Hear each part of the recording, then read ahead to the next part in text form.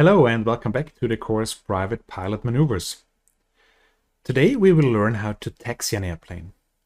Now taxiing means moving the airplane on the ground under its own power. We will only discuss taxiing in nose wheel airplanes today. So airplanes like this one or the Cessna 152 that have a nose wheel and two main wheels a bit farther back. There are other airplanes called tail draggers or tail wheel airplanes that have no nose wheel, but a small tail wheel or even only a tail skid on the back. Actually, for flying these airplanes, you need a different and extra endorsement. Taxiing with them is quite a different matter. So we will not discuss this today. We'll just discuss nose wheel airplanes. Now the steering on the ground in an airplane is done mainly, first of all, with power to get faster or slower. In many airplanes, even idle power is sufficient to keep the airplane moving. And for turning, you use the rudder pedals, so with your feet and the brakes. Now, there are airplanes that have nose wheel steering, and there are quite a few that don't. Now, on nose wheel steering airplanes, like the Cessna 152, the nose wheel is actually connected to the rudder pedals. So by pushing the rudder pedals on the ground, you're actually also deflecting the nose wheel, and that way you can turn left or right. But there are also airplanes that don't have nose wheel steering, like a few Diamond aircraft types, for example. They have a freely moving nose wheel. It's like in a shopping cart, you know? So the only way to steer those airplanes is with the brakes only. But in a conventional airplane that has a nose wheel steering, you mainly steer with the pedals, and if required, you also use the brakes. All right, so now let's talk about some important things when taxiing. First of all, very important is not just in the air, but also on the ground, that you have a good situational awareness. So you need to know where you are and where you'd like to go and which route you would like to take or you need to take. So a good thing to have, of course, and if one is available, you have to have one, is a taxi chart, an airport diagram. And if you have one, prepare in advance. So even before the flight, have a look at it and get a general feel of the layout of the airfield. Of course, some smaller airports or airstrips don't have any taxi charts. Of course, there you can only gather any information that you have. So if you're approaching the airfield from the air, just look down and get a feel of how the taxiways and so on are laid out, where you can vacate the runway, and so on. If you have a taxi chart, always keep it in view during taxi, refer to it, and always know where you're going. Of course, if you're at a controlled airport, you will get the taxi clearance from the tower. So be sure to adhere to it, be sure to understand it.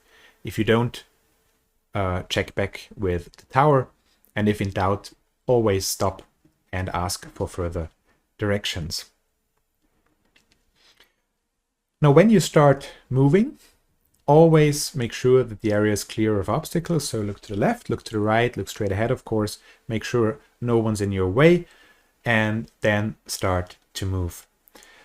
Generally, you should only taxi at a rather slow speed, especially on a busy ramp or apron or a narrow taxiway. Walking pace is actually sufficient. Or it should not be more than walking pace, actually, maybe a fast walking pace. Of course, it's a different story if you're on a very wide taxiway going straight ahead for 2 minutes. Of course, then you can go a bit faster. Also, if you're doing, for example, a backtrack on a 60 meters wide runway, you can go faster. But if in doubt, or as a general rule, taxi pretty slowly. Always look outside during taxiing.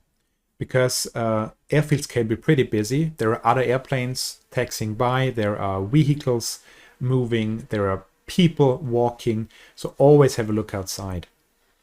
Only look inside very briefly to reference the airport diagram, for example, or to do your instrument checks or any other checks that are prescribed by the pilot's operating handbook.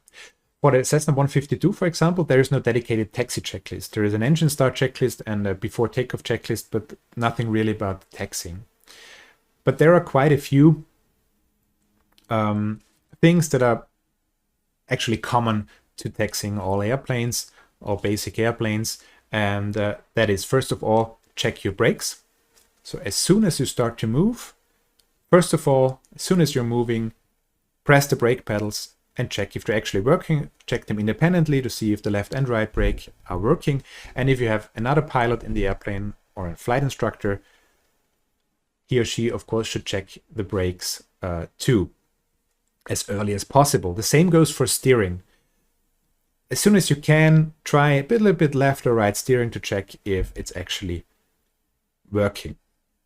And then while you're moving, have a brief, but just a very brief look inside if the instruments, the flight instruments, are indicating correctly.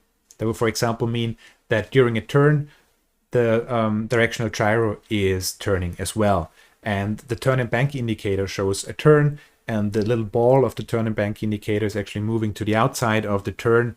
So just make sure that all instruments are moving as they should, and it's making sense. Also, if you're taxiing on soft surfaces like grass, but also dirt, gravel, whatever it is, it's good practice to keep your yoke or stick pulled fully back, because this will put less pressure on the nose wheel during taxiing. It will push the tail down a little bit and relieve the nose wheel, which is especially helpful if you're taxiing on a really rough surface where you have dents and bumps that the nose wheel has to take. So if you put as much pressure away from it as possible by pulling fully back on a yoke, then this will be very good good for the nose wheel. Additionally, if you're taxiing on the grass or on non-paved surfaces, it's often a good idea to taxi with the flaps up. If you're taxiing with the flaps down and they deflected towards the ground, well then, from the propeller, stones, dirt, whatever is pushed back, and this is often then thrown towards the flaps and can damage them. So if you can, taxi with the flaps up on soft surfaces. Just don't forget to extend them again before takeoff, but that should be covered by the checklist. And of course, maybe it's an airplane and with sufficient runway length where you don't actually need the flaps. But if you do, remember to extend them after taxiing before departure. Now let's talk about some common mistakes made during taxiing. Well, one of them, which is very understandable, especially if a beginning pilot has driven cars for years, is trying to steer with the yoke or the stick. So wanting to turn left, moving the yoke to the left. It's not going to have any effect. Same with the stick. So the airplane is really just steered on the ground with the rudder, pedals, and the brakes.